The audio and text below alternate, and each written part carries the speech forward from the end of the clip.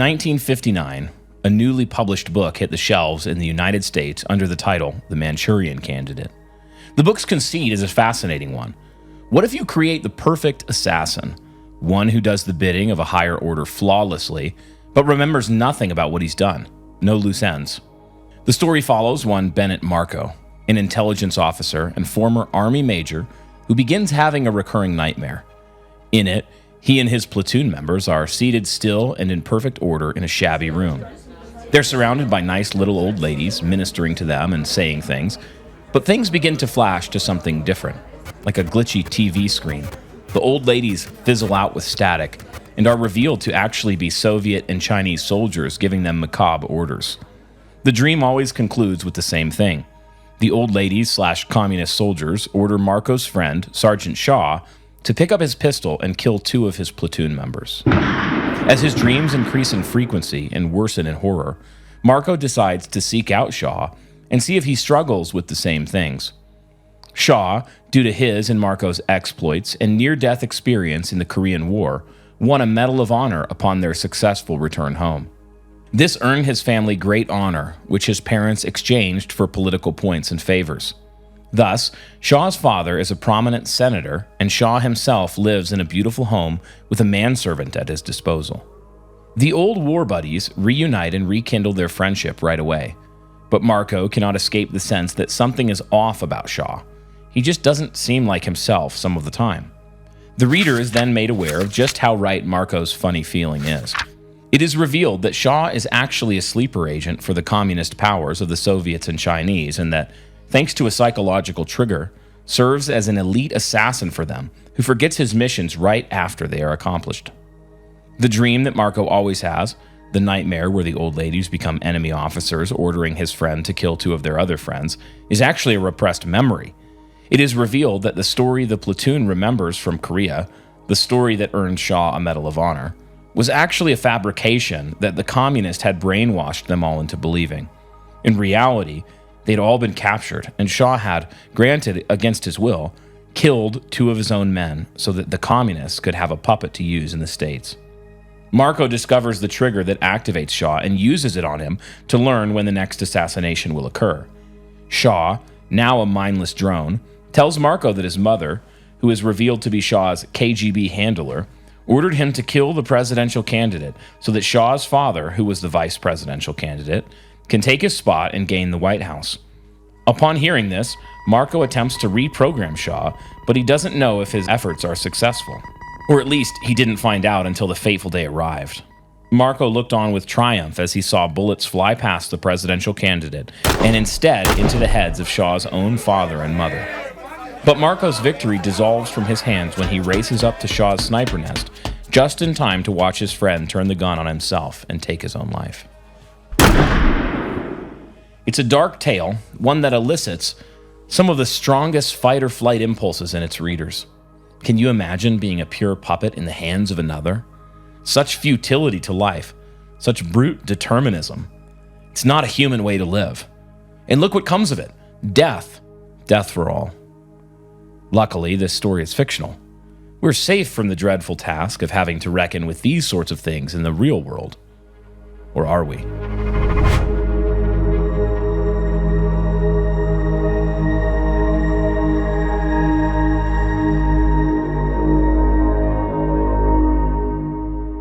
Frank Olson was born to Swedish immigrants in the northern rolling hills of Wisconsin. He lived an average life as a teenager in the 1920s Midwest before earning his Bachelor's of Science and PhD in bacteriology from the University of Wisconsin. Olson's relationship with his parents is rich and storied and does not come into this tale. The young man would go on to marry his college sweetheart, Alice, and the 2 would have 3 children. As the budding family walked the shaky transition between academic life and the real world, Olson enrolled in the Army Reserve Officer Training Corps to add income and pay off college debts faster. Of course, his timing could not have been worse, and when the U.S. finally entered World War II, Olson was called up to active duty and received orders to head south to Fort Hood in Texas. As the prodigious chemist slaved away, eventually reaching the rank of captain, the day would come when Olson would receive a fateful phone call from one of his old college mentors, Ira Baldwin. Baldwin had recently been tasked by the government to head up a secret research program that was aimed at developing new biological weapons for the European front. Of course, given his impressive reputation as a university student, Olson was at the top of Baldwin's list of recruits to aid him in the program. The whirlwind of military scientist life continued to storm down on the budding Olson household, and it would be a lie to say that tensions did not flare every now and again. But Alice proved to be loyal, loving, and respectful to Olson. Thus, following his instincts, the family packed up yet again and moved to Fort Detrick in Maryland. Once there, Olson dove headlong into the shady and gray work of applying his expertise to the ever-worsening conditions on the modern battlefield. Here, as with all of his previous work in the field, the man proved to be a master. After his successful partnership with ex-Nazis, who had been brought into government service via Operation Paperclip to study the validity of an aerosolized anthrax that could be deployed in battle, the Army gave Olson an honorable discharge complete with a civilian contract that would allow him to remain on base and do essentially the same work he had grown so accustomed to. This change in status coincided with an elevation in Olson's responsibility at work. He began to receive invitations to join more and more secretive teams on more and more secretive studies that steadily waxed in both severity and danger to the lives of researchers and bystanders alike. He traveled to Antigua to test the vulnerability of different livestock to toxins released in poisonous clouds over large areas of land. He joined Operation Sea Spray, which saw the U.S. government release tons and tons of toxins into the coastal mists of San Francisco in order to see how the westernmost city might fare against such an attack from enemies. This particular experiment, which was done without the knowledge of San Francisco Health or other civil authorities, resulted in the hospitalization of 11 and death of 1 U.S. citizen. Olson's outstanding performance in all of these instances led his higher-ups to invite him into the inner circle of Camp Detrick's Special Operations Division, a hyper-secret team of biological weapons experts tasked with discovering the most effective ways to implement the use of chemical weapons in covert warfare. Within a year of SOD's creation and Olson's subsequent appointment, he found himself in the position of acting chief of the organization. As these things tend to spiral ever downwards, Olson's covert studies quickly caught the CIA's attention, and it wasn't long before the man who had been a young husband, father, and scientist so few years prior was now an Army civilian contractor and a CIA operative in the deepest bowels of the United States forays into experimental chemical methods of war. But something happened from the commencement of this dual enrollment in the Army and CIA in May of 1952 and the beginning of the new year in 1953 that disaffected Olson. Perhaps it was merely the increasing pressures from the job, perhaps something else, but the result was the same. Frank Olson resigned his position as chief of SOD and officially cut ties with the Army for the sake of a new CIA position. But this change did not actually take him away from the familiar offices and hallways of SOD. He still worked closely with the division and kept his family in Maryland, but somehow the nature of his work changed. His children noted that this was the period when they began to notice the dramatic effect their father's work was having on his psyche. He would come home with a deadpan expression and a failure to really connect with his kids. It wasn't that he didn't love them or love coming home, but he just seemed incapable of really leaving work.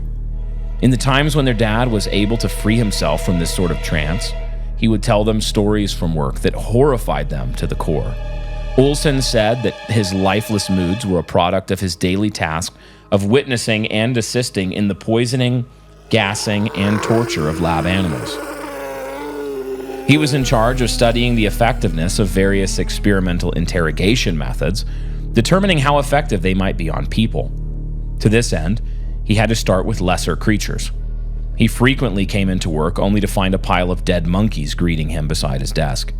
His son later commented that his father was just not the right kind of guy for that sort of work.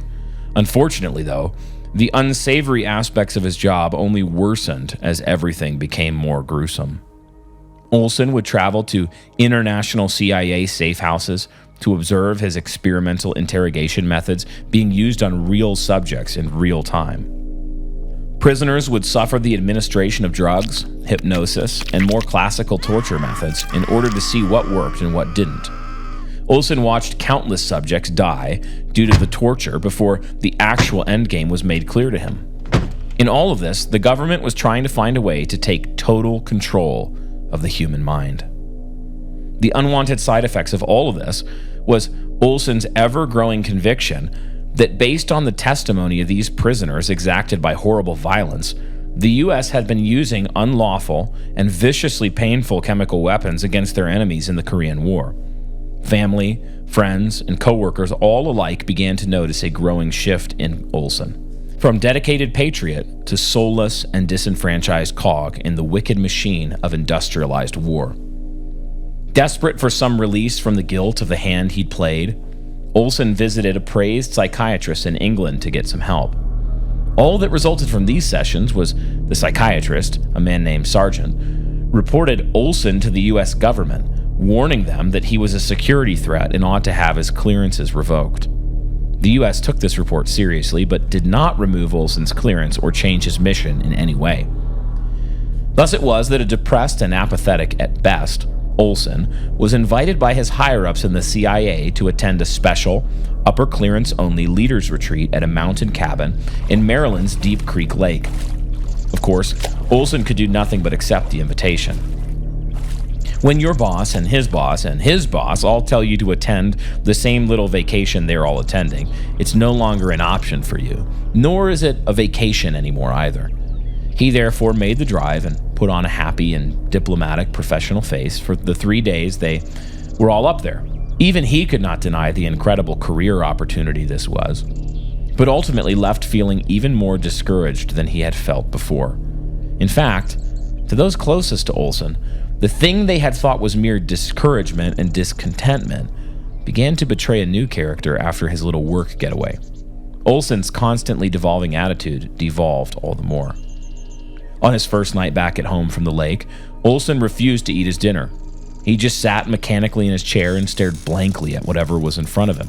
His wife glared back at her husband with a puzzled expression and attempted by her own display of obvious disapproval to snap her husband out of his strange stupor.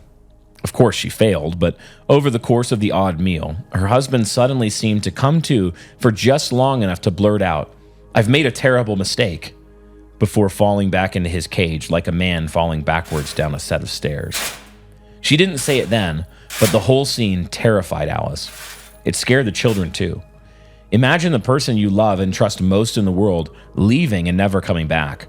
Imagine what it must have felt like to see some doppelganger return to take his place, some lifeless changeling who reminds you of everything except your husband or your father. One can understand the underlying tension that laced the home with unseen but oh-so-felt discomfort and uncanny apprehension. Anytime Olson left for work, his disconnected and emotionless lack of care for anyone and everything turned into overflowing frustration and aggression. He hated going into his office. He hated his boss. He hated his job. He hated his coworkers.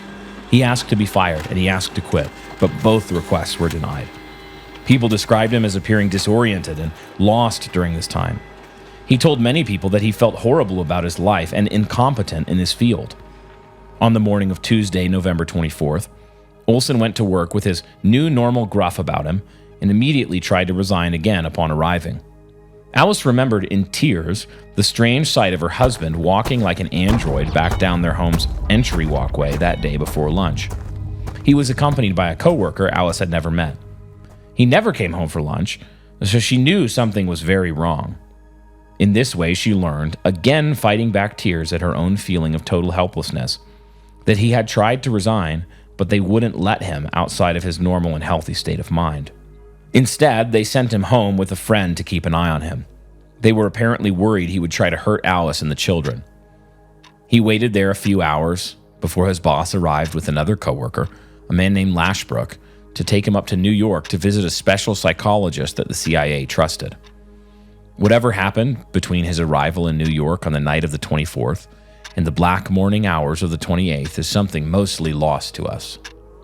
What we do know is that at 2 a.m. on that final day, the Hotel Pennsylvania's attendant watched in horror, as if it was all in slow motion, as a man wearing only underwear and a t-shirt flew out of a 10th floor window. The window looked like a mouth. The glass looked like mucus and spit surrounding the man whose face he could not see. The hotel was vomiting Olson out to die, a cursed and broken thing, on the unfeeling pavement below. He flew with grace, as if he wanted to dance with the crystalline shards around him that refracted the orange light of the street lamps. It was an image of what had been happening to Olson for many days already.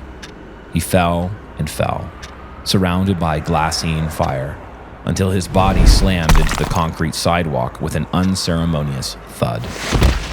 The sound of cracking bone and exploding organs, the sound of heavy flesh beaten to a pulp in a single instance, gave the attendant a shock that paralyzed him for seconds that felt like minutes, before he finally steeled himself and ran to the man.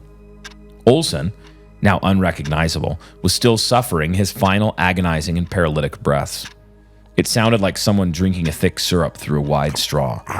The attendant knelt close to him and told him it would be okay, that he would help him. The former was a lie, and the latter was unnecessary. But then he stopped his babbling and knelt ever closer. Olson was saying something.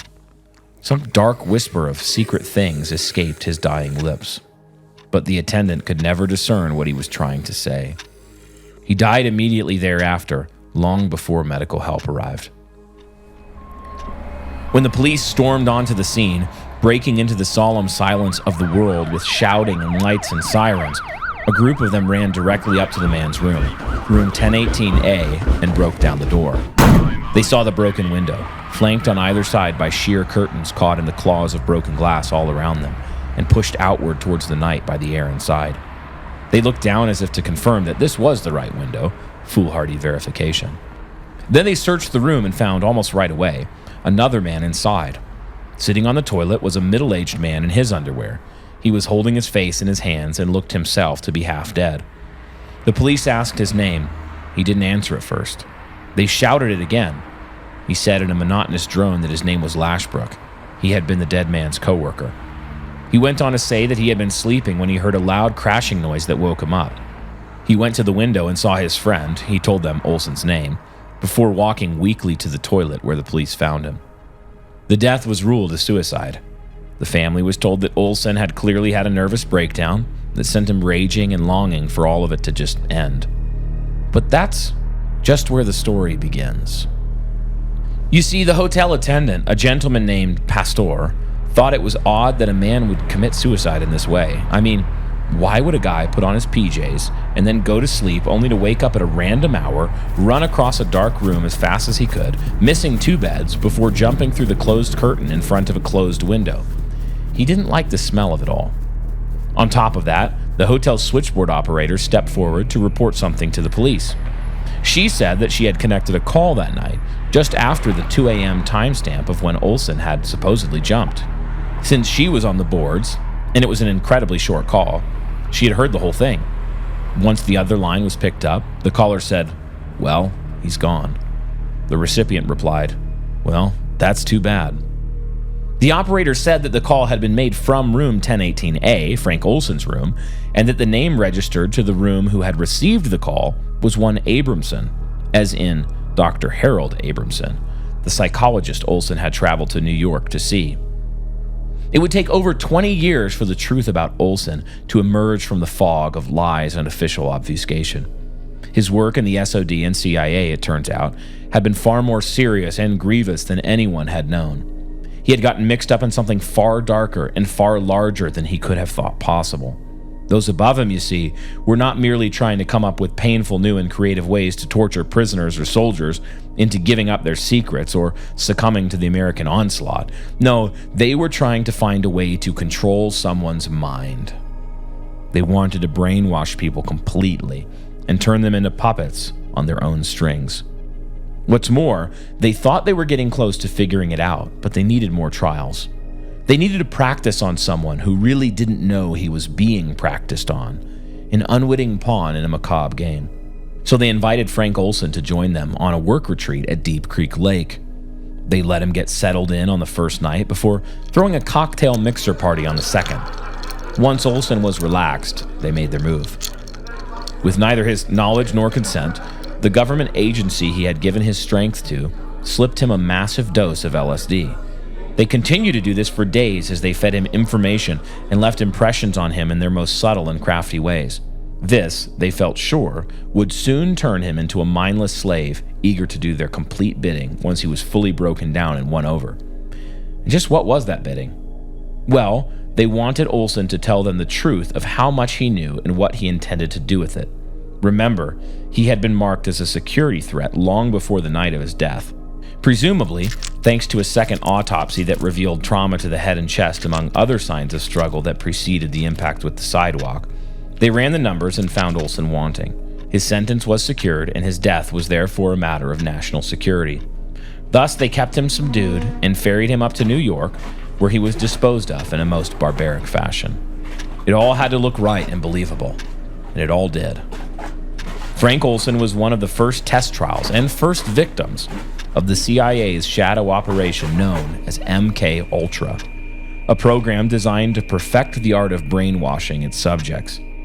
MK Ultra continued for another 20 years after Olson's death, completely under wraps and shielded from the eyes of all save a precious few at the highest levels of government, until it was officially halted in 1973. But what was MK Ultra really? And more importantly, did it really stop in 1973?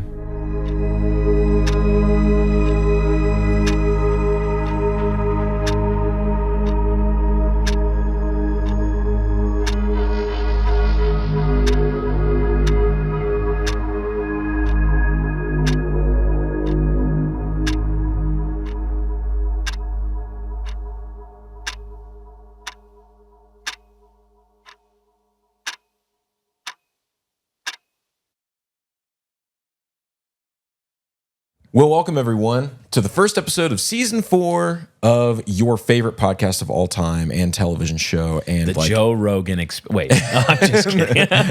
Haunted Cosmos.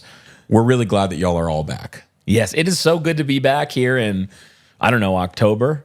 Yeah, we don't know. We think that this is going to be dropping on October 16th, like 90% sure. We're here in the deeps of time. In the year of our Lord, 2024. It is August 6th, and we're 6th. recording this first episode. Yeah. So hopefully we're all still around. Hopefully we're alive. You know, by the time the world is around. We got an election coming up. Really interesting times. It is interesting times. Perfect time, actually, for the CIA episode to start wilding out on some more MK Ultra stuff. This is one of my favorite genres of. This sort of, it's not really Fortean, but it is strange. When you think about Haunted Cosmos, what are we talking about? We're talking about the nature of the world. We're talking about the nature of the battle between good and evil. Yeah. We're talking about the nature of that battle as it plays out on a spiritual and a physical plane, and how these two are so intermeshed that sometimes it's hard to know where the human begins and the demonic ends, or vice versa. And this is one of those topics. You're going to hear us do these sorts of episodes from time to time that kind of like Dyatlov Pass had some mystery, but it's mainly just a story of mystery from history. Yeah, it's really just like, this is a story that no one really knows the full answer to. Yeah. Let's talk about it. Yeah, let's talk about it. And I think these are deeply interesting. They're very important for us to understand really the nature of our own fight for good and evil, even in the nations and times that we live in, and some of the things that the powers that be, whom I am convinced are communing with demons on various levels, by the way. When it comes to the elite globalist powers of darkness, these are not just powers that engage in what I would call ordinary human evil, but also powers that I believe 100%, on various levels, whether they know it or not, in some cases, are actually communing with spiritual forces and being influenced by demons, by dark, evil forces that hate God and hate his image bearers, and are interested in turning the course of history towards chaos and destruction. Yeah. Much like they were interested in Job's day in turning Job's life of peace and prosperity into a life of chaos and death. And MK Ultra, I think, is a prime example of one of these mysteries that we'll never fully know every detail in our lives because the deep state is so good at hiding things. But I think these are things that are good for us to be aware of. Yeah, 100%. I mean, I think that you really hit the nail on the head of what this whole episode is about and why we're exploring it. It's because the government is not just stuff. Yeah. Of course. That's right. Because it's part of the world, and the world is not just stuff. Yeah. So there's really a twofold thing here. There's the cool, I'm using scare quotes around cool, the interesting human story that is what happened with MK Ultra. And related programs that are exactly. just as evil, if not more so. Exactly. And maybe what's still happening with MK Ultra, whether it's a different name or whatever. Yeah. But then I really do think that there's a spiritual, or if you want to call it a theological aspect, where you can start to ask questions about, well, if we think that this is, and which I agree with you, that this is an example of the deep state communing with demons, which I believe they're still doing today, well, how far can we take that? How uncomfortable should we be with the way that the world just is? What does Christ's victory on the cross have to do with these things? His ascension to the right hand of the Father, where he's ruling over the world? Like, how far can they go? Are there rules? So we really can actually start to hit on some theological topics that are extremely relevant to, discerning how much we should even enjoy, again, scare quotes, stories like this and conspiracies like this, because that's what it is. It's a conspiracy theory that actually was 100% true. Well, and that the difference between truth and a conspiracy theory at this point is actually just about 6 months. So used to be 20 years. Yeah, it used to be 20 years. Now it's accelerating. Before we continue in MK Ultra, I do want to plug a couple things and just point out a few things. The first is just thank you to our patrons. Like you guys make this show possible. As hopefully you'll see this season, we continue to up the ante and quality of our production and really put our strength into making this the best possible show that is helpful and interesting and well-crafted. And really our goal at New Christendom Press is, this is both, like, it's aspirational. We haven't necessarily, I could back up and say we've hit this on every single level, but we're always trying to say, what is the best example of a thing that someone in the world is doing in terms of media? Let's, not just in the Christian world, but in media generally, can we make something as good as that? And the reality is we couldn't do this without the patrons who support our show every month, chip in everything from like the cost of a cup of coffee to, some folks even more than that every month to make the show possible. So thank you to everybody. There's thousands of you at this point. We're very thankful to you. We don't take it for granted that you help us make this show possible. Yeah, it's unbelievably humbling. Yeah. And on top of the patrons, we've had corporate sponsors that have come in to sponsor the show. Yeah. They're an insanely massive help, not only just to us, but to, New Christendom Press as a larger project. Yeah. And that's not possible without just the normal listener. Yeah. So it really is it's a team effort. Everyone from the listener that, listens every now and then, doesn't really care that much, to the one who's telling all his friends about it, to the patron, to the corporate. Seriously, thank you to all of you. It is completely a waste of time without you guys. And hey, speaking of, one of the things I wanted to plug, speaking of one of our great sponsors, I actually don't know anybody who has been lured into the MK Ultra program and brainwashed into doing horrific acts of violence, who was using Indigo Sundry soap. Exactly. And I do just want to say that they recently launched subscriptions. So now you can sign up for a 6-bar deal, all their handmade, seed oil free, deep state free soaps.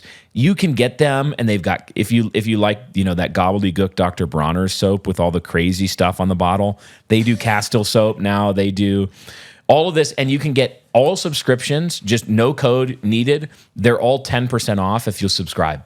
Yeah. So check them out. I'm going to subscribe because I use that soap all the time. Dude, absolutely. It's the only thing I use. I mean, like, I'm not saying that seed oils are the deep state, but I've never seen them in the same room together. Look, that's a good point. So I think it's worth exploring. It's worth exploring.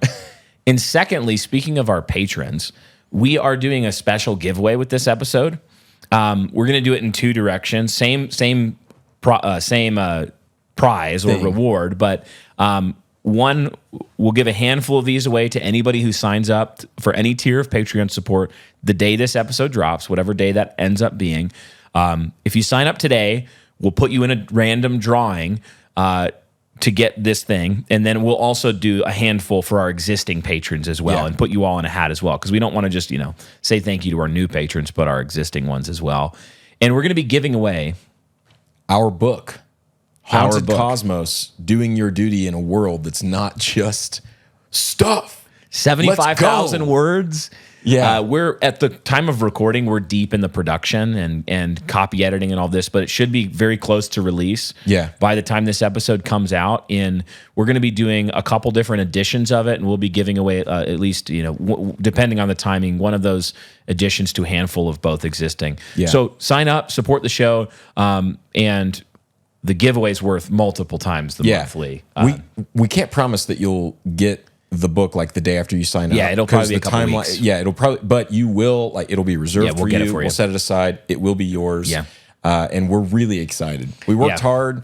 We just sent the manuscript to copy editing, and I think that I can speak for both of us when I say that we're proud of the product, and we're excited to see what everyone thinks about it. Yeah, and it's really a look in the book at what is the nature of this world, of the seen and the unseen, and what should we do about it? Like a lot of these questions, these stories we tell, they don't always give you, so what do you do? And so, like, what do we actually do about it? How do we do our duty as an image bearer? Yeah, what does the sword that you pick up and run into the fray look like when you're a Christian in God's world? Yeah. Because it looks like something. I mean, you have to join the battle somehow. But let's start to hone in on the real point of this whole show. I said that the government is not just stuff. 100% believe that that's true. But why are we talking about this apart from it just being a fascinating story? Well, I think that it's because MK Ultra gives us an example of the government, in this case the CIA, this large conglomerate of powers that be, they recognized something true. And that is, at a really minuscule level, that drugs, psychedelics specifically, open up doors and pathways that man can walk in and actually find real things inside of. Yeah. Now, of course, what you find is horrific and satanic, but you find something nonetheless. And so, whether you think that this is all just nonsense or a massive waste of money and time or not, you do have to reckon with the fact that over the course of 20 documented years, countless men gave their entire professional lives to this idea that you could give someone LSD or some other psychedelic drug and end up controlling their minds. Yeah. And these, just when you see all the reports about government waste, like the government spent $135 on a roll of toilet paper, just know that they didn't. They, when the Department of Agriculture spent X billion dollars on some whatever, just know that they didn't. Some cases they did, but many cases they're funding black programs and we know this. Like, this isn't speculation. We know they do this, that are national security type programs, production and development of advanced weaponry and advanced intelligence gathering operations and all that sort of thing. But you're right. I think one of the things that they recognize is that we're in a war. Maybe they don't recognize this is not the best way to put it, but we're in a war over the human soul. There's a war that is not just as old as America. It's older. It's as old as the serpent in the garden. Yeah. There's a war for the soul of man. And it's tempting for the foes of God to believe that if they can control the human mind and if they can take captive the human soul to their ends, that they can defeat the living God in this cosmic war. Yeah. And so whenever I see the intersection between human evil and mind control, the degradation of image bearers of God, it's always tempting for me immediately to draw a connection and say, there are some gods whispering in human ears. Yeah. There are some false gods. There are some demons here. And if you refer back to our episode on psychedelics, Season 2, Episode 10, then you're familiar already with the reality of this with ayahuasca and LSD and some of these psychotropic and psychedelic drugs. Yeah. People intentionally use this themselves to commune with the machine elves and with the demons and the spirit of ayahuasca and the serpents. And it's always connected with death and human sacrifice and all this stuff. But that's not the only vector that it goes in. Right. Yeah. Here's another one. That's a more individual approach to using these things. This is a corporate approach, if you will, a national approach, where they're seeing what can we do if we attempt at least to deceive an entire people. Yeah. And there's this great quote from Dune by Frank Herbert. It's this saying that the hero and his mother keep using throughout the story, and it's that fear is the mind killer. And I think that that's close. I've said, though, and I think that this is right, that fear is actually the thing that you give your mind to. Whatever you fear the most is what will control you. So it doesn't kill you, it just now uses you. And so this is why that you have to fear the Lord. You have to fear the Lord and therefore fear nothing else, because then, therein lies true freedom. But if you give your fear to something lesser than that, or something completely antithetical to that and evil, then you're going to get into some really, really ugly stuff. And so this is kind of the point. I would say that America was founded as a Christian nation. However, even at the founding of America, there was some esoteric stuff in some of the founding fathers' personal faith that I think does creep in early on into American culture. And so what you get is this metastasized, matured version of an America that has apostatized. Yeah. And now America is no longer Christian. But here's the thing. People still, even if they're non-Christians, they still believe in this American dream in the higher levels of government. And they think that they're doing a really good thing when they tell people to hope in America alone. Now, they're not necessarily wrong for saying that so far as it goes, that like you should actually want good for your nation as a member of your nation, but it can't be your ultimate hope. And so what you get is this apostate America that the government has now become the sort of statist God, where they're telling people to look for them for all of their good, both earthly and heavenly. And you can't do that to a nation. And so I think that MK Ultra, at least some of the people that ran it, is an example of a person who actually is godless, but they have all quote unquote good intentions. And so they're seeing this tool that can be used in psychedelics, and they're stepping into their role, whether wittingly or unwittingly, and saying that I have to lead these people as if I'm their God, because they're depending on the state for everything. And so they're now willing to tap into any tool. No tool is now off the table, because they have to, spare no expense for the quote unquote good of their people. So I think that genuinely with MK Ultra, you have some examples of people that thought they were doing very good things. Ben, I wanted to talk to you about something. I'm concerned about you.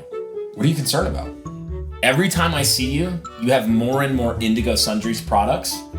I feel like you're overdoing it. Dude, give me one example. Dude, this is exactly what I'm talking about. Do you see, where did you even get this from? What's the problem with having some soap on hand? Ben, we're at work right now. There's what, you don't want to smell good at work? There's going to be no situation where you need Indigo Sundry soap at work. Have you ever gotten sweaty in this basement? Dude, yes. Every time we're filming, I look at you and I go, he's so handsome. Well then, you're gonna need some soap so that you don't smell as bad. Do you see what's happening to you? How are you even? Are there do you have fairies that give you this? Dude, what are you talking about? Have you partnered with the Fae? No, I'm a stone cold Christian who likes soap. Dude, wait.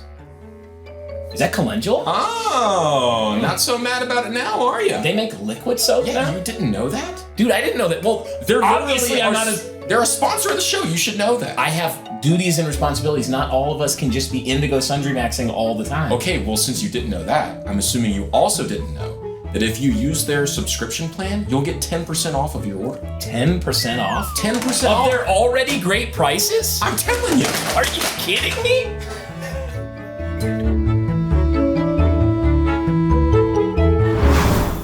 Oh yeah, absolutely. This whole story of Frank Olson, for example, if you are at all familiar with C.S. Lewis's essay on inner rings, or with the story arc in That Hideous Strength of the protagonist, you'll notice parallels. Yeah. Where the temptation for Frank Olson at first is just, I'm a normal man doing my duty to my country. I'm going to pay off my student bills. I'm going to do honorable work for my people. And it's like you creep up through these rings, these increasingly small rings, where the temptation is always, if I can just do this thing, I can earn the approval of the next smaller ring of concentrated power and influence. If I could get into that ring. And then it's like, hey, well, you have to become one of us. Yeah. You have to adopt our ethical framework and our vision for the good. And that's what happens with programs like this, is that they're not just 3 or 4 elite evil psychopaths at the top. There are elite evil psychopaths involved in these things who are absolutely demonized. But you also have thousands upon thousands of workers. Like the average person working at the CIA isn't, I don't think like they're bent on the destruction of the human soul. You know, absolutely not. There's the vast majority of people in these positions, and I grew up in a military family, and all these are just normal, good men and women trying to do their duty. And what happens though is that when you unmoor yourself from the good and the true and the beautiful, which are inflexible things that are inflexibly defined by God's character, if you unmoor yourself from those things, then what you do is you end up establishing in midair your own version of the good and the true and the beautiful. And what tends to happen is that you develop some vision for the ultimate triumph of good, and you will ultimately do anything to achieve the triumph of whatever good it is. So if for example, in these cases, the ultimate good you can achieve is to defeat communism and the KGB and to defeat Soviet Russia and defeat communist China, and you're in U.S. intelligence or you're in military, then all of a sudden, like what's a drone strike on children in another country? What is invading a foreign land and toppling their ruler? Yeah, unlawfully against the laws of nations. What is the sacrifice of a few dozen people to test some method of warfare that might kill hundreds of thousands, thinking of that Operation Sea Spray? Yeah. What is the destruction of one man and scientist and his 3 children? What if we learn through this, LSD experiment how to save 1 million lives? And all of a sudden, what you've done is you've become God. It actually is. It's kind of like the temptation of Boromir, where he sees the ring, this tool that the enemy's using, and he can get his hands on it. And so he therefore assumes that it actually is a gift and a tool that he can use rightly. But there are some tools in the world that are just innately evil because we live in a fallen world, and they're so twisted and so corrupted that man doesn't have the capacity to redeem them with his own efforts. That it's something that is just off limits. Like magic, for example. Witchcraft is something that is just off limits. It's not because it doesn't work. It's not because he couldn't do things with it. But it's because it works well, and man doesn't have the capability of rightly using it. Man, it wasn't a tool that was put into the hand of man. Exactly. And I think that this is one of those things where, with all good intentions for some of them just absolutely evil. But some of them, I think, like you're saying, normal guys. Even in a machine that's evil, there are cogs. Yeah. And cogs don't tend to be the ones that are like deeply bought in, to the demonic influence. But nonetheless, it's still being pushed in this one direction. And so I think that actually is a really good point. Yeah. And the whole episode, we should be thinking to ourselves, why any of this at all? Like, what's the motivation behind wanting to control someone's mind, behind wanting to brainwash? Well, it's all to achieve some end that is, being marketed as the greater good. Yeah. And so you should just ask yourself, even in your own life, just to get pastoral for a second, what's the small steps that you're taking in the wrong direction, but that you're justifying for some greater good? Oh, it justifies. The ends justify the means. Exactly. Here. And this is the whole thing with the inner ring in that essay from Lewis, is it's one little step at a time. And they feel so reasonable when you're doing them. And they're so easy to justify on paper. But there's that little tinge in your conscience that reminds you that, but that actually isn't good. But it seems like it's going to achieve some good, and so you do it. Yeah. And then it's the next step. And before you know it, you're killing your friend. Or you're killing your family. Even the people that covered up the death of Frank Olson, whether it was murder one way or the other, murder via driving him insane and him killing himself, or directly pushing him out a window and telling him to kill himself, or whatever it was. You can think that even at a point of evil that extended, in the back of your mind, you've installed this new operating system that says, this is bad, but it's for something that is worth it. Yeah. And so it's justified. Yeah. We have to protect all of the people in America. Therefore, we have to take up this tool. And tools aren't neutral. Tools aren't neutral things. A sword can be used to fight for good or for evil, but taking up the sword is an act in itself that shapes you. You think about King David, who was a man who wasn't allowed to build the temple because he had blood on his hands. Most of the blood on his hands was blood of enemies who needed killing. It was just blood. It was justly shed in just war in many cases. But the taking up of the sword in itself actually does something to the person taking it up. These are not just neutral acts. Yeah. The way that we use tools affects us. Yeah. So things like medical interventions can be used for wonderful good. Yeah. But also they can be used for great evil. But either way, the taking up of the thing does change you. It's another Tolkien reference. You see this with Boromir, obviously. He wants to take up the sword, the ring. And for that desire, he's willing to eventually kill Frodo or harm Frodo, betray Frodo at the very best. Obviously, he repents. But you also see this in another Tolkien story, The Children of Húrin, where, and it's sort of a subplot, but there's this black sword, and the name escapes me. But there's this black sword, and it's this amazing gift that an elf receives from his king.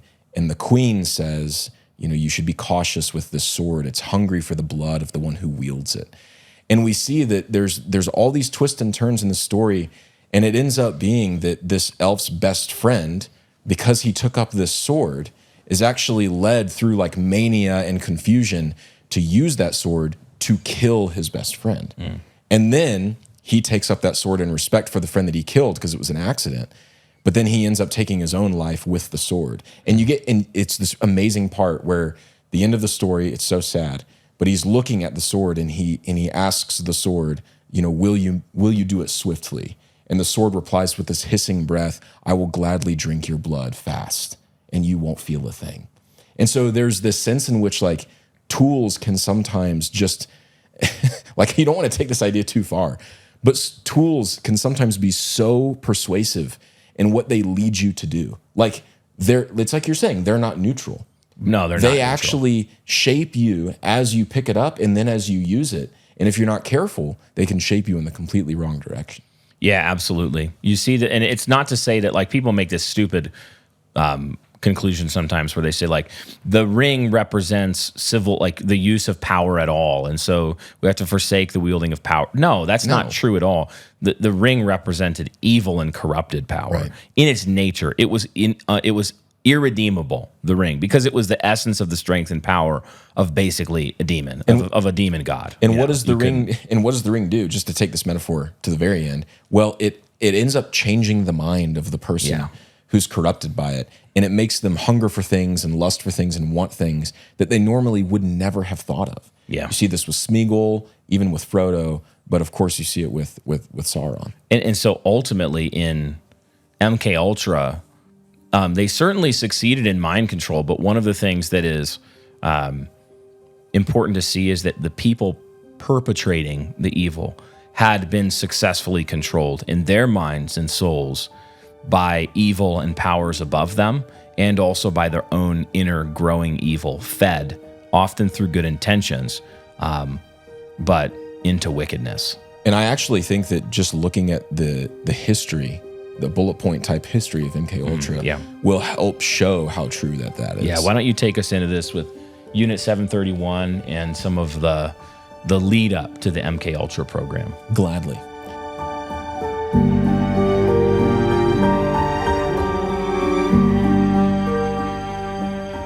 After the Japanese invaded Manchuria in 1931, they decided to set up a biological research facility named Unit 731. The Empire thought it would be an ideal test facility for chemical weapons research, among other things, like testing the effectiveness of psychological methods of interrogation. Unfortunately, it quickly evolved, fueled by the sadism of Japanese leadership and rules of engagement at that time, into a final form that is simply too grotesque to outline on this show in its fullness. And I really mean that. I would not feel good about telling you everything that was done to the Manchurian subjects forced to undergo the trials at this facility. Instead, we'll have to settle for the knowledge that Unit 731, far from an innocent biological warfare research center, was actually one big torture chamber. let a general overview of the atrocities suffice. Chinese civilians would be taken from the streets of Manchuria, only the healthiest ones, before being exposed to lethal toxins or viruses. After observing the immediate reactions of the subjects' bodies, the bulk of them would be euthanized in order to have their bodies autopsied as quickly as possible. Men, women, and children would suffer unanesthetized surgeries, sometimes even removing major organs from fully lucid subjects in order to see the human reaction to such stress and trauma. Unsurprisingly, these experiments were almost always fatal. In addition to the vivisection, prisoners would have limbs amputated, again with no anesthesia, so that the doctors could study rates of blood loss and its effect on the survivability of a wound. Prisoners were used as living targets in weapons testing. These weapons included grenades, flamethrowers, and bayonets or knives. Subjects were placed in freezing temperatures with no clothing for long periods of time, so that the doctors could study the rate of frostbite spread and how fast it killed whatever appendage got onto it. People were deprived of food and water, were buried alive, had seawater injected into their bloodstream, were exposed to massive X-ray machines with no protection, were spun to death in centrifuges, and were variously electrocuted. It was a living hell for the prisoners, none of whom survived. That's right, as far as we know, there was not a single human survivor of Unit 731. When the top brass learned that the Allies had won the war, they rounded up all the remaining prisoners who were still alive at the time and unceremoniously murdered each one. The bodies were cremated, and the remains were then buried beneath the floor of Unit 731. But why bring up this especially evil place at all? Well, it is for the reason that there was another kind of torture that took place there, one that served as a seed for the Leviathan that would someday become MK Ultra. It turns out that the men at the helm of Unit 731 were constantly looking for opportunities to practice various methods by which they might brainwash their subjects and take complete control of their minds. Of course, this was done by the administration of psychedelic drugs, the psychological and physical breakdown of the victim, and other methods of torture that are too gruesome to mention. This information came out during the trials that followed the war, and the discovery of what had already taken place in Manchuria. Thus, the CIA became privy to the fact that the Japanese had likely made great progress in this field. In 1951, a small group of CIA scientists and operatives arrived in Tokyo for a most grisly affair. A group of 4 doctors who had worked in the upper levels of Unit 731 needed to be executed for their heinous crimes, but both governments thought it would be best to get some information from them before losing them forever. The group therefore took the 4 doctors to a secret location where they were given a cocktail mixture of depressants and stimulants, something they clearly hoped would work as a sort of truth serum. As the line of questioning turned from technical things regarding successful mind control to deeper questions of espionage in the Cold War that started right after the treaties were signed for World War II, the American agents learned that these mind control experts had been recruited by the Soviets to help them develop their own forms of brainwashing and Manchurian candidacy, so to speak. Now, holding on to the information they wanted, the CIA operatives took the prisoners on a ferry and into the harbor, shot them, and dumped their bodies overboard. Unfortunately, though, the story of Unit 731 does not stop there, for not all of the doctors involved in it were punished.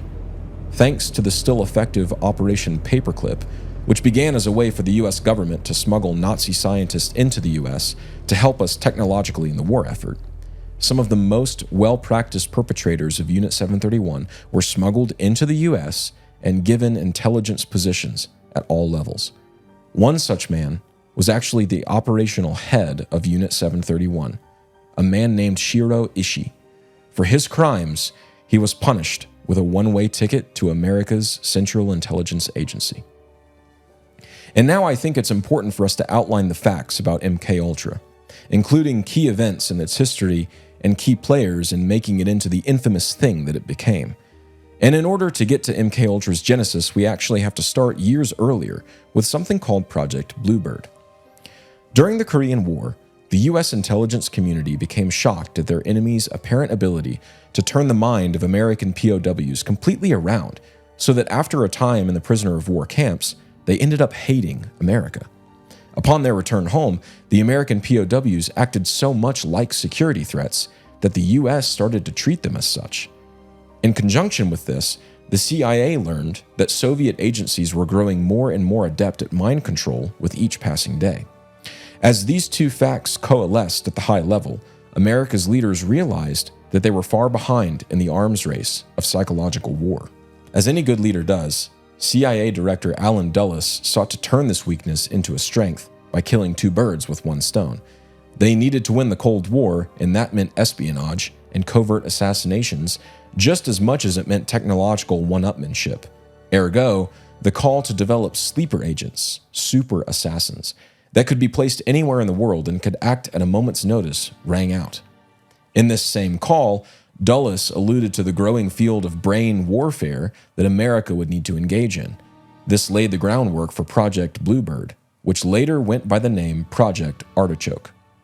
The CIA had intel about Soviet methods of mind control and publicly recognized its wickedness and antithesis to American values. But behind closed doors, the CIA performed similar techniques on foreign enemies in France, Germany, and South Korea. This meant that Project Artichoke was a deep state shadow project funded by the blackest money imaginable, but it was funded well.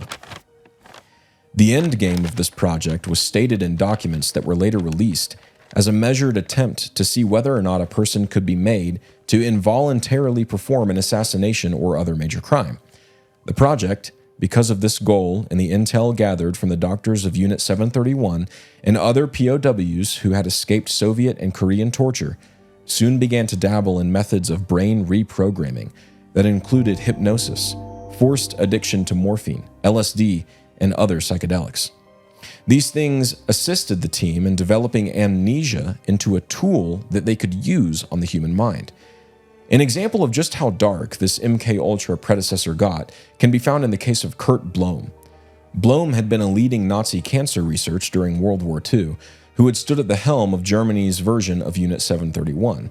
After the war, he was eventually arrested by the US Counterintelligence Corps, but was able to hide his identity for at least a while. Nonetheless, he was taken to the Corps' secret headquarters so they could have time to figure out what to do with him. Once better intel arrived informing them of Blome's status as Chief Deputy Health Minister of the Third Reich, the Americans decided he should be held for interrogation before eventually being executed. The subsequent interrogations eventually led to a doctored acquittal at the Nuremberg trials. Lo and behold, just a few months later, Blome was working under Sidney Gottlieb on Project Artichoke. His past records were completely wiped clean, and the CIA employed his expertise in wiping the minds of prisoners in order to learn how to create a perfect assassin. Eventually, he stopped working for the CIA and just went to resume his medical practice in West Germany, where he died a free man in 1969. But as this more elementary program was operating in the background, Director Allen Dulles was already hard at work finding ways to hide funding for what he hoped would be Artichoke's big brother, MK Ultra. And while this is all a product of Dulles' leadership, he of course employed means to accomplish it. Chief among those means was the man I just mentioned, named Dr. Sidney Gottlieb, a lead doctor in the CIA and chief of the newly formed Chemical Division. Gottlieb would go on to become the face most often associated with MK Ultra's terror. Following direct orders from his boss to forego the usual channels of experimental CIA program operations and approvals, Gottlieb began working on moving the introductory Project Artichoke into the grown-up and very real MK Ultra, the program that would lead to hundreds of clandestine mind control experiments over the following 2 decades on subjects who were unaware and unwilling to participate. The underlying question motivating all of the work remained, can we get control of an individual to the point where he will do our bidding against his will, and even against fundamental laws of nature, such as self-preservation? In one famous case, 2 19-year-olds were found to have multiple different personalities implanted into the psyche of each one. These personalities had been created by the doctors of MK Ultra and could supposedly be engaged via keyword, even spoken through the telephone. Once in the mindset of these other quote-unquote persons, the subject could be hypnotically controlled to do anything. Once he was brought out of his trance state, he would be fed foggy memories bordering on complete amnesia that made it impossible for him to properly remember what had happened. Another case was that of a young woman who was hypnotized and given a gun, despite having displayed a crippling fear of guns just before. She was then told to wake another subject up from a deep sleep by any means possible. The first woman, in her trance, decided to fire a shot right beside the sleeping woman without any hesitation or second thought. When the test was over, the woman who had shot the gun vehemently denied ever doing so and reverted back to being afraid of the firearm. As MKUltra fully absorbed Artichoke, it also added 149 other classified projects beneath its banner and funding. Thus, MKUltra became one of the largest shadow operations to have ever taken place. One such sub-project, numbered 54, was led by the Navy and sought to find a low enough sound frequency impulse that could be aimed at a person's head and whose impact would wipe a certain amount of memory without the victim knowing. In all of this, almost none of the experimental subjects had any idea what was being done to them.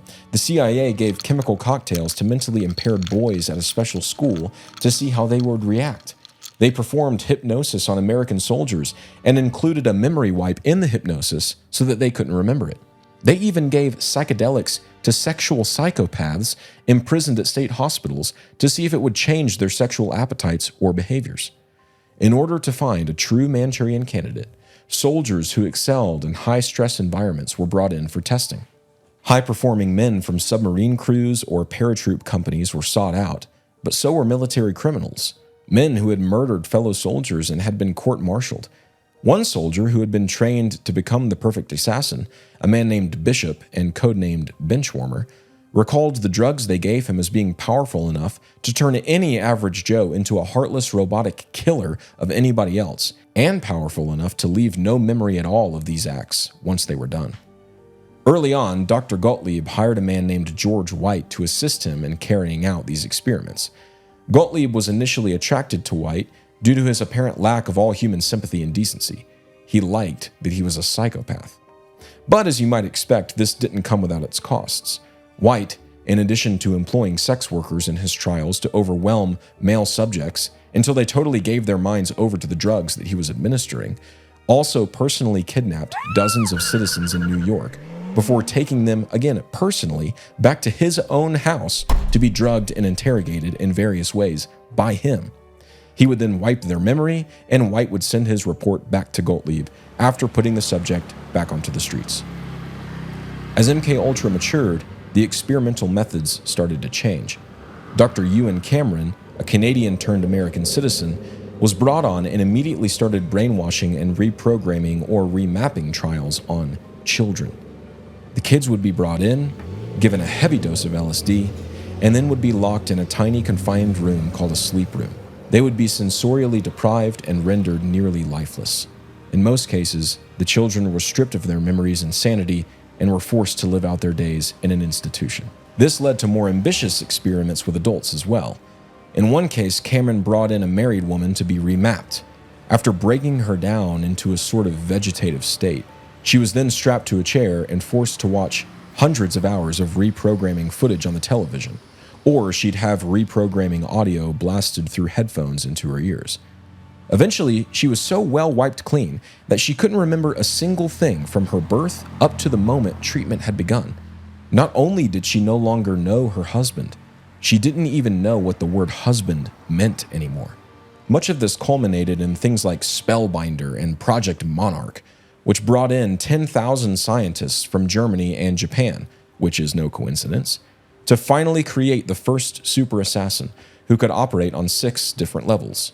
Those levels were as follows: Alpha level, which improved memory retention; Beta level, which was sexual programming that eliminated moral values and personal inhibitions, along with deadly force programming; Theta level, psychic programming via mind control and implanted devices in the brain; Omega level, a self-destruct feature that would prompt the assassin to commit suicide if he or she believes he's compromised; and then Gamma level, heightened awareness of when one is being deceived by another person.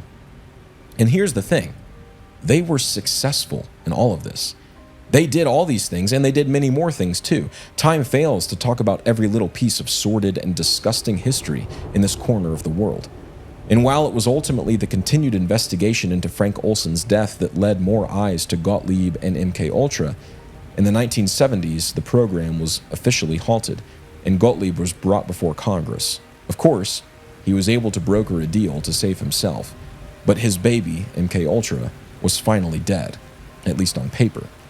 You see, documentation clearly shows that the closing of MKUltra in the 1970s was not the end of the CIA's attempts at mastering mind control over subjects. Things like MK Search and MK Naomi made that very clear.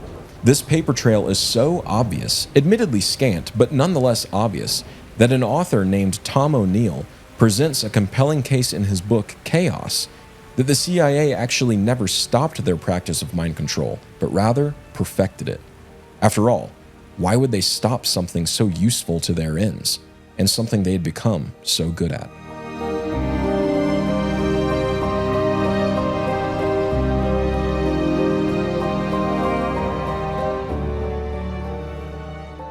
So the thing to really point out is when you're tracking all that history, you should think about what we said after the cold open. Yeah. That it's these small steps. It's like, what they did in Unit 731 was so horrible, but they were also onto something real, which is the complete mind control of someone else. This is a tool, a weapon that our enemy is going to be using against America. We need to try to get ahead of it. The only way that we can get ahead of it is by working with doctors from Unit 731 or working with Nazi scientists. Mm-hmm. But what they're failing to understand is that it's a tool that's wicked on its own to begin with. Right. And so immediately what happens? Well, they stop using it on America's enemies, like, political enemies in France and Germany and Korea. And instead they just immediately realize we have to use it on people that don't know that it's happening. Well, if we go over to Russia, the Soviets are going to understand that these American scientists are doing something funny. Mm-hmm. But if we just do it in America to existing, psychiatrist clients or to soldiers that are already going through these psych evaluations or to random people on the street, like that guy was kidnapping and giving LSD to. Unbelievable. Like all of it was with this idea that we're going to protect our people from this horrible enemy. But it quickly devolved into we're actually just becoming worse than the enemy would have been anyway. Well, hey there, cosmonauts. Big news from Haunted Cosmos for you. That's right, guys. Our book, Haunted Cosmos, Doing Your Duty in a World That's Not Just Stuff, is finally available for pre-order.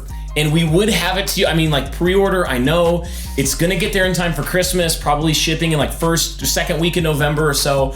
We would have had it to you sooner, but something happened. That's right, guys. Honestly, the Fae stole all of our books. Stole it. They whole shipment. I don't know what to tell you. And here's the thing. They told us that they would give it back to us. So it's not all lost. That's right. But they told us that the only condition upon which they will return this entire first run of the book is if each of you per household buys 10 copies of the book. Yeah, look, honestly, folks, we don't make the rules. Okay? The Fae make the rules. They sent us a ransom note. It was written in fairy handwriting. There was even little bits of Bigfoot hair. Fur on the envelope. Yeah, on the envelope. So we know it's legit. And that's what they said. So unless you want all the books to be lost forever, you'll buy 10 of them today. That's right. So go to newchristendompress.com/haunted. God dang it. What Ben meant to say was head to newchristendompress.com/cosmos and pre-order your copy today. Guys, order a book today to keep the Fae away.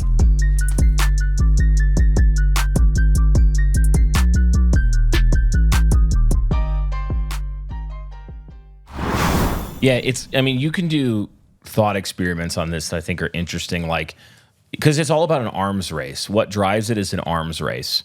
If we could, they're developing this, so we can't fall behind, so we have to develop this. So then it's a vicious cycle where you end up developing increasingly evil. And then when you add into that the monetary and power value of the military-industrial complex and how much money is at stake in these things and how much power brokerage can happen if you're the person who can provide these services.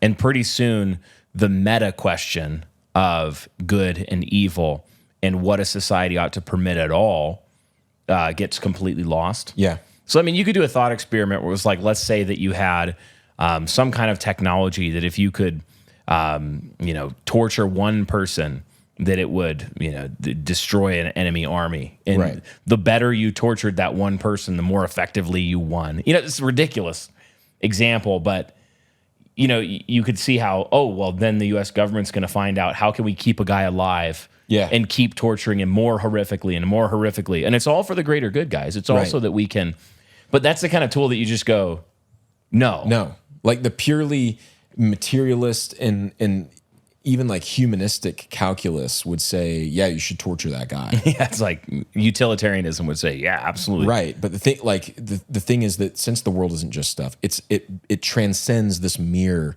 materialist calculus. It transcends this mere utilitarianism. It has to. It's like doing math inside of the parentheses in a longer equation and thinking that you know all the information to get the right result. Well, there's stuff outside the parentheses. Right. Like in this example, you have God in heaven, looking down and judging the hearts of men, and directing the course of history. So it's like you can't just go materialist utilitarianism. Otherwise, there's nothing you can really say about any of these things. Right. And I mean, some of that gives you hope and comfort because there is God, He is transcendent, He is good, and Christ is also reigning right now over the world. So ultimately, these plans come to nothing in the grand scheme of God's history. Like they aren't going to win at the end of the day. But that doesn't mean that what they are able to do and what they are able to accomplish isn't genuinely tragic and isn't genuinely sad. And you can easily see how this train of thought of like, okay, I'm going to do it to protect my enemies. Oh, I've become kind of like the enemy myself, but I'm getting really good at this. Now suddenly someone's in the White House that is disagreeing with me on an issue that I really care about as a like defense intelligence director.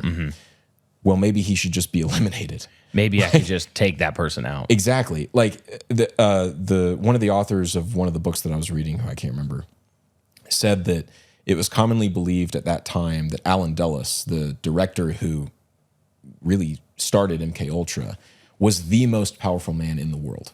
I believe it. It wasn't the president. It was Alan Dulles. And so you can understand how he might start thinking again, maybe for the greater good. Well, actually, that person in Congress or in the White House that's getting a lot of power, I know that they disagree with me about this thing that I know that I'm right on. So what's more important, the life of my family and the life of all the families in the country, or that man's life? And this is the reasoning. The thing, people might hear this and go, "That's crazy," because my conclusion is that there are certain people, or like if a person with certain positions, political positions, like let's say national self-interest, like some kind of nationalism, Christian nationalism sort of thing, that were genuinely an amazing Christian nationalist that was going to say, we're a Protestant nation, we're going to secure our borders, we're going to secure our homeland, we're going to do all these things. And I think that currently that person could not make it to the White House because they would kill him. Yeah. Like in the current state of affairs, it's highly likely that that person would be killed somehow, some way before they got there. And it's funny because people might hear something like that and what we're talking about and say like, wow, this is crazy. All these wild, unhinged conspiracies. But here's the thing, guys. We know that the CIA and the U.S. government does this in other parts of the world. We know we topple regimes, that we replace leaders with ones who are convenient to us, whether that's for economic reasons. Maybe a leader is attacking the U.S. dollar. Maybe a leader is attacking an oil exchange. Maybe a leader is whatever it is. We've done this not a few times. I mean, we've done this. This has been one of our main strategies in terms of global like over politics. a dozen times. This is that we know of. Like we'll fund this army, we'll fund this assassin, we'll do this. So making the leap to but they would, and then saying all of a sudden, but they would never do that in America. That's absurd. That is the place that they would most do it because they care most about it. Care. It's like the Fourth Amendment. Except we're allowed to basically surveil our own citizens without warrants. without their knowledge, continually without on their every consent. level, all the time, in league with large corporations as well. Right. Which we know they do. This is Yeah. all stuff we just know that they do this. Yeah. Oh, and we'll just Patriot Act. It's all legal because it's to fight terrorism. And they use 9/11 as an excuse. Right. Convenient. Yeah, convenient. I'm just going to say that. And again, like the reason that this isn't fear-mongery, the reason that we can still like sleep easy at night as Christians and be cool with it is because since Christ has won, apostasy never works. I mean, it never worked before, but it especially doesn't work now.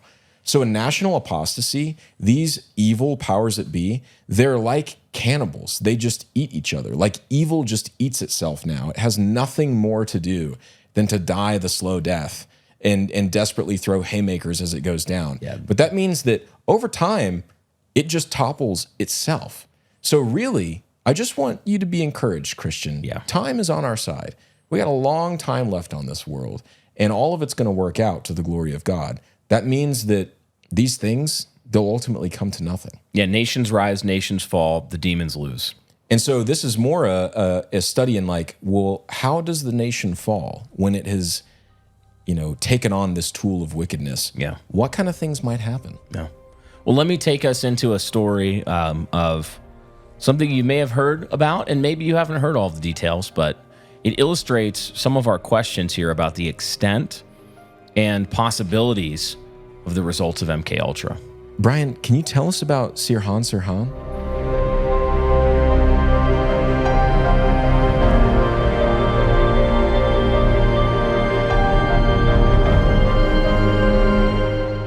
Just after midnight on June 5th, 1968, the aspiring Democratic presidential candidate walked up the steps of the stage where he would be speaking in just a few seconds.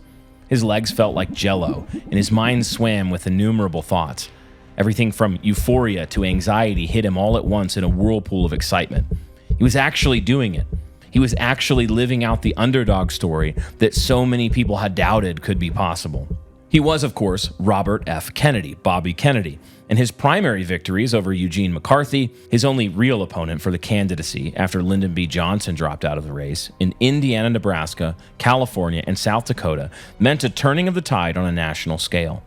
Although his political career had really taken off upon the death of his older brother, JFK, some 5 years earlier, nobody really expected the relatively young phenom to put up a legitimate fight for the nomination. But as he took the final steps toward the podium to address his supporters on that night, the sense of triumph over naysayers made pride swell up inside the man. His chest grew and he seemed to be taller, as if some ancient god was giving him a glory he had never carried before. Of course, this is all very understandable when one considers how tough a road it had been for Bobby thus far. His professional life began, even for a Kennedy, humbly enough. Sure, he came into wealth and power and prestige, but many other people are born that way too. The Oval Office, nonetheless, remains a far-off dream for them. No, Bobby started his work as a reporter for the Boston Post as an investigative journalist in Palestine in the late 40s. The situation there was growing less peaceful and certain by the day, and his dispatches proved invaluable in helping steer American opinion on the affairs there. He continued in similar work for years before his brother, John F. Kennedy, became president and appointed Bobby to the role of Attorney General of the United States. In this role, and as an ad hoc counselor for his brother, Bobby flourished. This let him have his choice for what to do once President Johnson came to power after his brother's death. Ultimately, he chose to finish out the term as Attorney General before launching his own campaign for senator, a campaign he ultimately won during the next cycle. His tenure in Congress coincided with the onset of the Vietnam War, a war Kennedy strongly opposed, and gave way to some of the most volatile politics America had seen up to that point in her history. Thus, one can understand the sense of achievement and serendipity Bobby felt as he placed his hands against the wooden rails outlining the podium, took his deep breath, and began to speak. Though crowds of reporters and talking heads surrounded him, though his donors filled the auditorium in front of him, though the cameras flashed and fans yelled at wildly unpredictable intervals, all was quiet for the young Kennedy. The world's distractions melted away, as they always did, while he spoke words of encouragement to his fellow countrymen. He concluded his speech with the optimistic words, "So my thanks to all of you, and on to Chicago, and let's win there." Then the whirlwind returned with a vengeance. Reporters shouted questions at him, and supporters volleyed shouts of praise. The noise was mayhem, but Bobby was still in his element. He shook hands and shared smiles with everyone he could, while his security guards and the maitre d' of the hotel he was speaking at grabbed him by the wrist and pulled him through the bowels of the hotel kitchen to his next event. Warm faces of sweaty congratulations streamed by the campaigner ever faster, while his people bobbed and weaved him through the narrow corridors of the workplace that served as a beating heart of the hotel. But just in the midmost of all the glory and honor in the world, a 24-year-old Palestinian national named Sirhan Sirhan stepped into Kennedy's left flank. He pressed the cold metal through the air until it hovered just next to his target's flowing cloak. He, much like his victim, took one final breath. And then he pulled the trigger on his gun until all of the 22 long rifle rounds he could get off had flown into Bobby's flesh and splayed out into his muscles, organs, and blood vessels. The mad rush of joy turned to confused fury sent both men's worlds spinning. Bobby fell to the ground while men attempted to wrestle Sirhan to the same place. He kept firing. 5 more people were wounded. Meanwhile, Bobby's friend cradled his head and slid his folded jacket beneath it to support the man. Bobby opened his eyes and asked if everyone was okay. His friend said yes. Bobby responded, "Everything's going to be okay." Robert Kennedy was pronounced dead at 1:44 a.m. on June 6, 1968. His wife, Ethel, was 3 months pregnant with their 11th child. The alleged shooter, Sirhan Sirhan, was, of course, imprisoned immediately and was subsequently sentenced to death. Only the death by gas chamber never came. A California Supreme Court decision, People v. Anderson, meant that Sirhan could now expect to spend his life behind bars without the possibility of parole.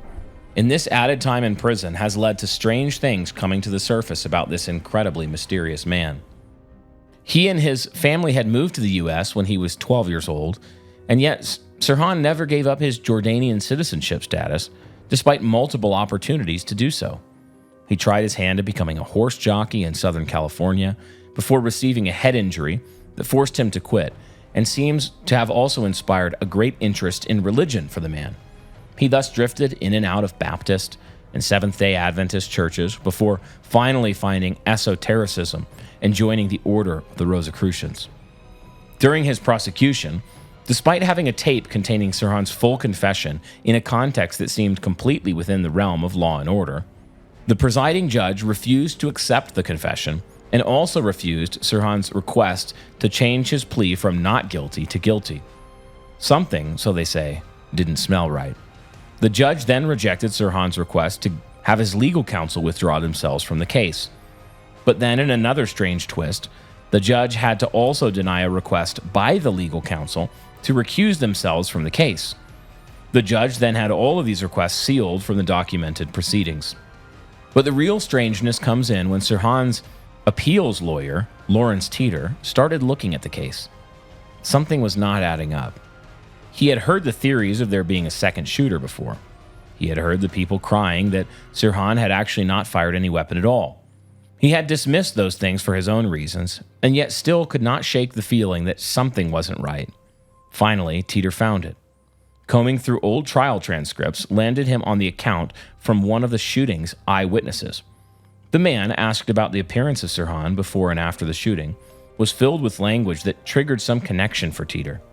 The witness claimed that Sirhan was incredibly composed and that he almost seemed completely devoid of emotion, both before and after the firing had finished, while getting swallowed by a mob of people. Teeter then remembered the stories he had heard about MK-Ultra. He also remembered the stories about how Bobby's brother's assassination was far from a simple case of the one-man show.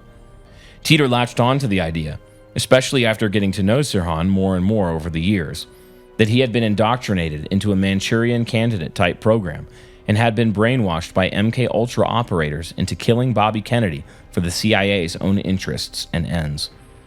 His history and personality profile all lined up perfectly with the type of vagrant and troubled individual MK-Ultra would have been interested in those days. Teeter took this conviction to his death in 2005, never once wavering from the claim that Sirhan had been brainwashed and hypnotized and was not anywhere near his or anyone else's right mind when he pulled that trigger. Sirhan, for his own part, denied further legal help upon Teeter's death, opting instead to live out his days in prison without further appeal.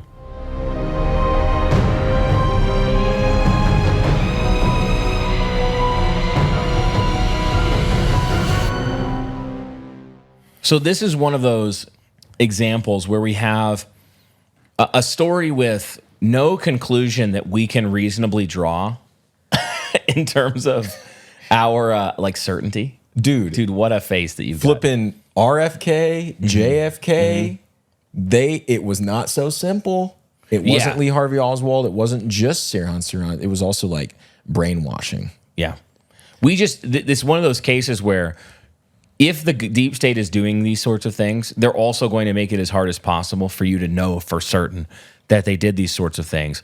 But there are so many, and I hope we get into more of them in this season and maybe future seasons. 100%. Talking about some of these other cases where maybe what you've heard isn't 100% what happened, or even 1% what happened.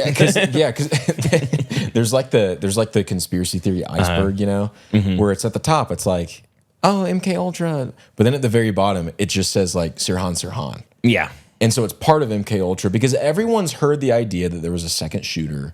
JFK. Even Bobby Kennedy Jr. thinks that there was a second shooter. Right. For both JFK and RFK. Yeah.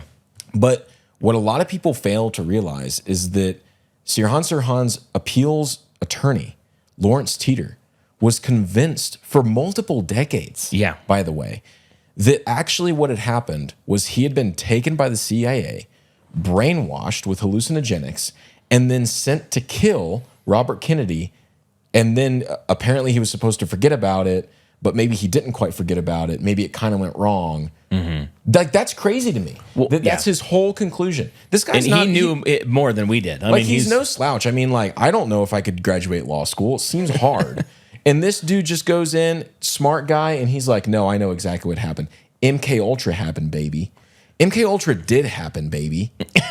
I'm hanging my hat on this one. No, I lean that way too. And I think that when you look at some of the motivating factors surrounding some of these assassinations or murders that seem MK Ultra related, or various programs, whether it's MK Ultra or something basically the same thing, you constantly notice that a lot of the people they kill are people that are like, hey, we're going to do something about the military-industrial complex. Yeah.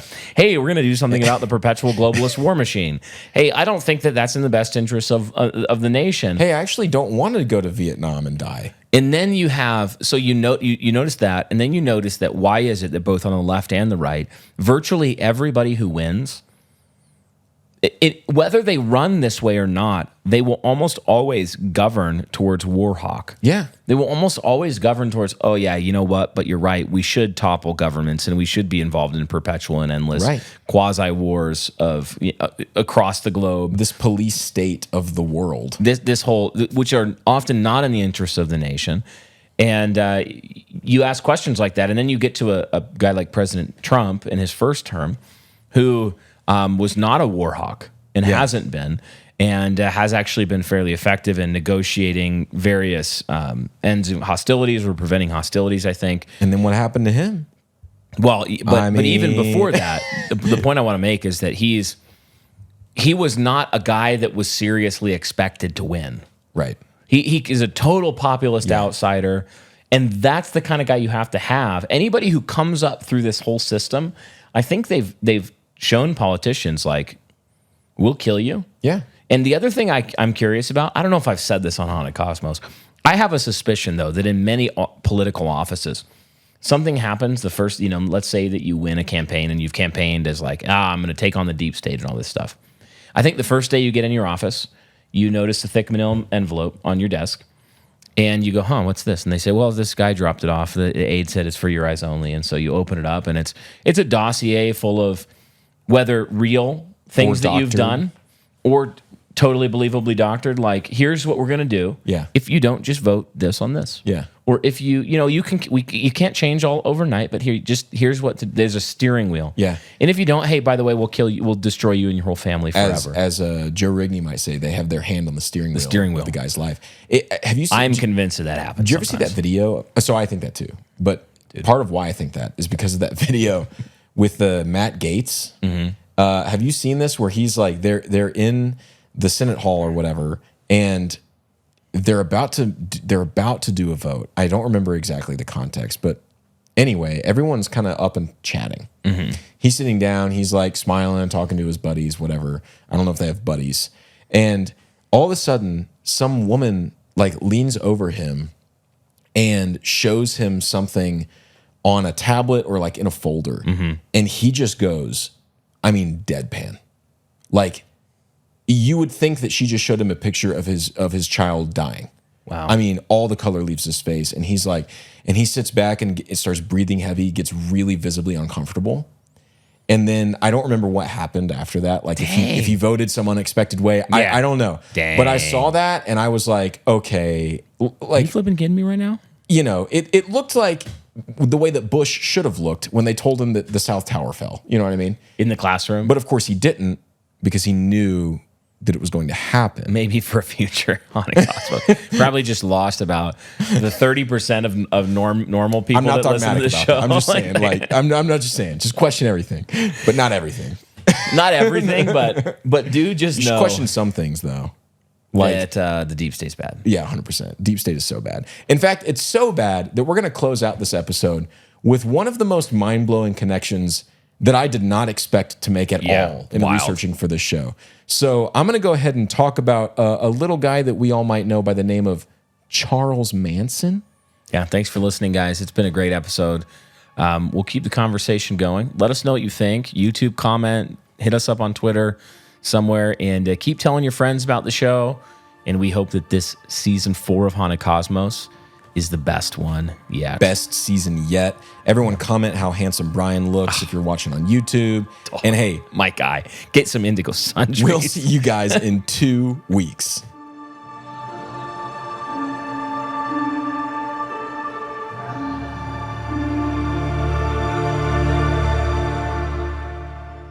After the brutal and nuclear ending to World War II, the world fell into a brief period of watchful but utterly paranoid peace. The bombs had opened Pandora's box. Now, existential fear hung loosely over everyone's head at every moment. This paranoia, while not solely to blame, is a large reason for the Cold War going on for as long as it did. It is largely to blame for the brutality of the Korean War, and even Vietnam as well. Again, paranoia isn't the only factor. Hatred of communism that came too late after World War II is the primary driving force behind these things, and that hatred at its most base level is good. But the paranoia served as jet fuel poured over a smoldering and hot bed of coals. The flames of espionage and war and civil unrest were stoked to a chaotic degree, and the West was desperately hanging on for dear life. In the midmost of this turmoil sat a number of variables important to our study of MKUltra. There is, of course, the existence of MKUltra itself. There was also a hyper-liberal hippie committee infiltrating the West Coast at an alarming rate. And lastly, there was a far-left political wing marked by fanatical activism that at the time was epitomized in the Black Panther movement. Into this fray lurched a character that has gone down in history as one of the wildest psychopaths the world has ever seen. But is there even more crazy to this man than what we've thought before? The character I'm referring to is, of course, Charles Manson. On the clear and quiet night of August 8th in the year 1969, a group of friends were enjoying their evening in the home of up-and-coming Hollywood director Roman Polanski, who was away from his home at the time. His girlfriend, a young actress named Sharon Tate, was the party's hostess, and though 8.5 months pregnant, was still eager as ever to live her Hollywood dream to the fullest. Her ex, a man named Jay Sebring, and another couple, Wojciech Frykowski and Abigail Folger, rounded out the intimate group of cocktail mixers howling at the moon. The sunset gave way to full dark with radiant stars. The music hummed low to those walking outside of the home, and bursts of laughter from the good-timing friends rang through the windows sporadically. It was an ideal night for these young stars in the modern Babylon. But doom's footsteps approached with vengeance, tiptoeing along the black asphalt until it stood just outside the front door of Polanski's home, in the form of a car driven by one Tex Watson. Watson, months, maybe years prior, had become close to Manson, a man with undeniably massive levels of charisma and gravity toward the hippies that surrounded him. As time passed, he formed a cult following that hung on his every word, especially those which spoke of the helter-skelter prophecy. This prophecy, given by Manson, was his narcissistic attempt at reading the times in which he lived. He saw the moral and political insanity of his day, the racial tension that lay just beneath the surface of seemingly every conflict, and the growing boldness of the Black Panthers. He saw it, and he feared what it could mean. To him, it was inevitable. It would all result in a nearly apocalyptic race war in the States that would see whites driven to near extinction and blacks driven to docility by the massive outlet of their aggression towards, quote, rich white folks. Sensing this conflict, Manson prepared a commune near the deserts of Death Valley and informed his followers that when the first shots were fired and the first fists were thrown in helter-skelter, they were to follow him to an underground bunker in the wilderness. There, they could live out the conflict in safety and peace until the blacks were content with what they'd done. After that time, again according to Manson, he would lead his people back to society where they would rule over the remaining blacks in a sort of benevolent dictator-type role. It's all very weird. Unfortunately, since Manson, despite what he so wanted to believe, was not God, he could not know for certain when this race war would eventually break out and allow him to rise to rule and usher in the post-war utopia. But this did not deter the madman for long.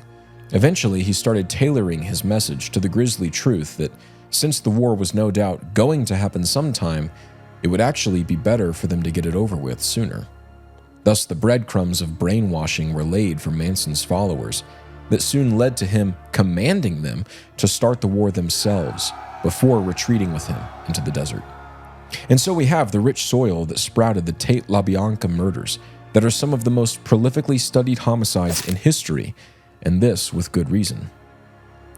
The level of persuasion Manson exercised over his followers was unheard of. These people were willing to do anything for him without apparently much convincing at all. What sort of thing gave this street-sweeping man of average intelligence this kind of influence? I mean, at his command, Linda Kasabian, Susan Atkins, and Tex Watson tied up a family they had never met before, beat them in their own home, and then primitively killed them before dipping their hands in the victim's blood to write messages on the home's walls that read, "Helter Skelter," and "Death to Pigs," and "Rise." On the same night, just after this, Manson sent the same three followers without him to Polanski's home where Tate was partying. There, they murdered everyone, including the very pregnant Tate, with absolutely no hesitation or second thought. They then used Sharon Tate's blood to write "pig" on the wall. Just months before, these people had been average hippies walking through downtown LA, confused and without any sense of how big the world was and how long history had been building up to them. How did the change happen so fast? Well, there are some who think they know the answer. For while the prosecution blamed the murders on Manson being highly motivated to begin Helter Skelter for his own personal gain and for being slighted by one of the victims for what he hoped would be a record deal, these things don't seem to make sense of everything when one digs a little bit deeper. Sure, it provides a basic motive, but the murderers did an obviously bad job of framing angry black men if they were hoping to start a race war. And it doesn't explain how Manson was so incredibly effective in getting people to believe him. Indeed, those who settle for the mainstream narrative for it all fail to see a key part of the larger puzzle. In the time between Manson's first crimes and his full-blown mass murder by proxy, he spent multiple years either in prison for short times or on parole. And the nature of this parole was very interesting in that it was so loosely held that Manson essentially had leave to do whatever he wanted with no punishment. That's right, petty criminal and ex-con Charles Manson was given leave by the state to live a relatively normal life before the mass murders that would eventually make him infamous. But this isn't all the oddity. Manson's parole officer, a man named Roger Smith, seemed to be one of Manson's greatest assets to helping him do this. Manson was arrested multiple times in this period for all sorts of things, and yet his parole was never revoked. Roger Smith was constantly writing letters to DC, informing them of his lessening the severity of the parole for Manson's sake. At one point, he even asked DC for permission to let Manson move to Mexico and live out the rest of his life there in peace. Why was this serial, but at the time still petty criminal, calling the shots with his parole officer. In the late 1960s, a former Air Force psychiatrist named Dr. Lewis West took up residence in the Neuroscience Research Center at UCLA around the time that the CIA took great interest in the powder keg social structure of liberalizing and hippie-infested Southern California. Being the chief experimental psychologist in such a place made the CIA's, and specifically MKUltra's, microscope zero in on him. After all, and again, in the eyes of the CIA, the high volatility of the location made massive civil and political unrest almost guaranteed. This, of course, means that a handful of perfect, Manchurian candidate-like assassins would be very helpful and of great interest to the agency. And the person on the ground that made the most sense for them to utilize in capitalizing on this need was, of course, Dr. West. The problem is, Dr. West denied ever having done any work with MKUltra or the CIA in general at all. It is worth noting just how strange of an assertion this is for Dr. West, when the location, opportunity, skill set, funding, institutional power, and agency interest and activity all line up to make him the perfect man for the job.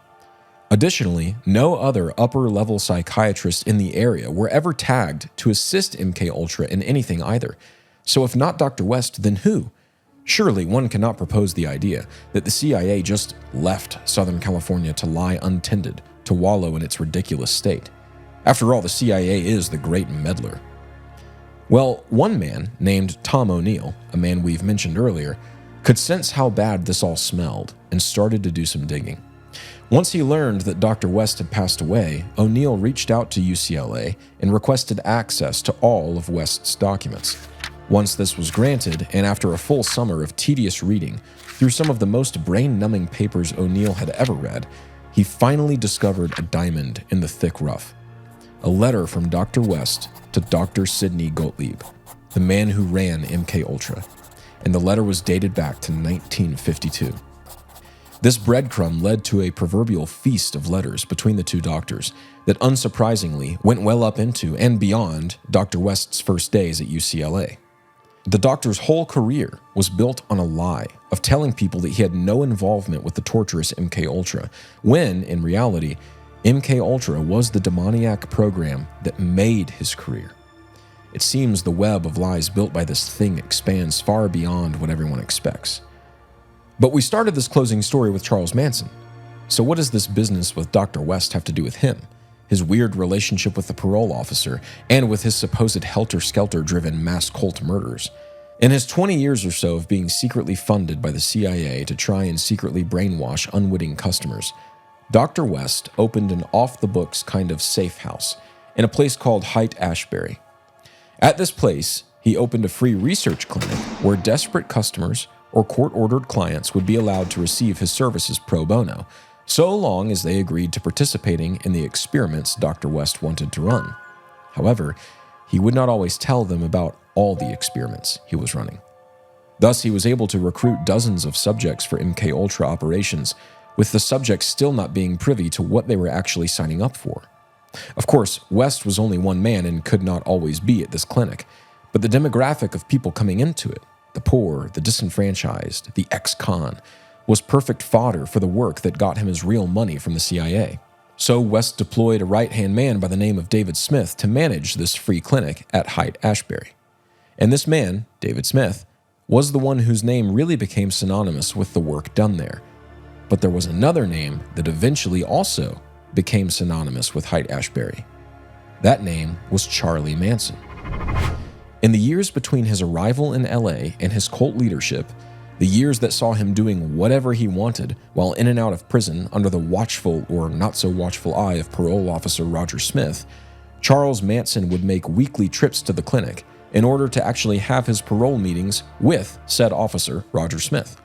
Remember, the free clinic was also a kind of safe house, or a CIA-funded halfway house for ex-cons trying to reintegrate into society. Isn't that something? The man who would go seemingly seamlessly from low-level criminal to cult mastermind who orchestrated the mass Manson murders via the hands of his followers spent hours each week for many years in a room with psychiatrists who were being paid by the CIA to run mind control experiments on unconsenting clients in order to try and make a perfect killing machine. Obviously, it causes one to wonder whether or not Manson may have been trained in the ways of MKUltra. Maybe he was the subject that got a bit too out of hand, the one that really got away. Maybe, but what do I know? It would be far better to hear from someone closer to the situation. Luckily, we have just such a witness. When author Tom O'Neill asked lawyer and psychiatrist Alan Shefflin, the man who wrote one of the first books on MKUltra titled The Mind Manipulators, whether or not he thought Manson had been a CIA experiment gone wrong, the doctor replied with the grave and simple, "I don't think it was an experiment gone wrong. I think it was an experiment gone right." What other things can be traced back to MKUltra? How deep does this deep state rabbit hole really go?